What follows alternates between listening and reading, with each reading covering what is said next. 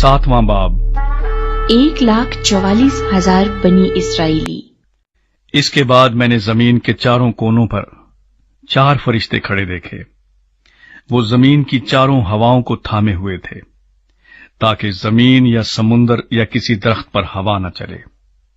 फिर मैंने एक और फरिश्ते को जिंदा खुदा की मोहर लिए हुए मशरिक से ऊपर की तरफ आते देखा।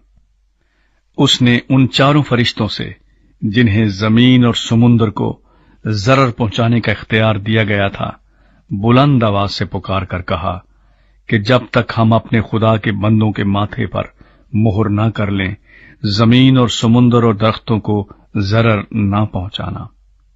और जिन पर मोहर की गई, मैंने उनका शुमार सुना कि बनी इसराइल के सब कबीलों में से 1,44,000 पर मोहर की गई।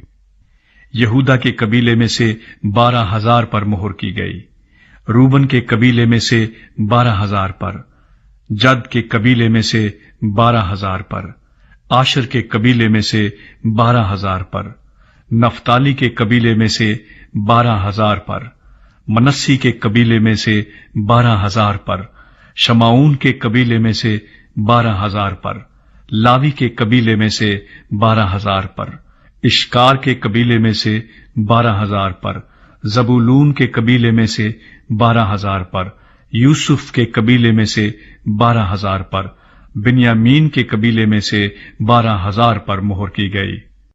बड़ी भीड़। इन बातों के बाद जो मैंने निगाह की, तो क्या देखता हूं कि हर एक कौम और कबीला और उम्मत और अहले जुबान की एक ऐसी बड़ी भीड़, जिसे कोई शुमार नहीं कर सकता, सफेद जामे पहने और खजूर की डालियां अपने हाथों में लिए हुए तख्त और बर्रे के आगे खड़ी है, और बड़ी आवाज से चिल्ला चिल्ला कर कहती हैं कि नजात हमारे खुदा की तरफ से है, जो तख्त पर बैठा है, और बर्रे की तरफ से। और सब फरिश्ते उस तख्त और बुजुर्गों और चारों जानदारों के गिरदा गिर्द खड़े हैं। फिर वो तख्त के आगे मुंह के बल गिर पड़े और खुदा को सिजदा करके कहा, आमीन। हम्द और तमजीद और हिकमत और शुक्र और इज्जत और कुदरत और ताकत अब्दुल-आबाद हमारे खुदा की हो, आमीन। और बुजुर्गों में से एक ने मुझसे कहा कि ये सफेद जामे पहने हुए कौन हैं और कहां से आए हैं? मैंने उससे कहा कि ऐ मेरे खुदावंद, तू ही जानता है। उसने मुझसे कहा, ये वही हैं जो उस बड़ी मुसीबत में से निकलकर आए हैं। इन्होंने अपने जामे बर्रे के खून से धोकर सफेद किए हैं।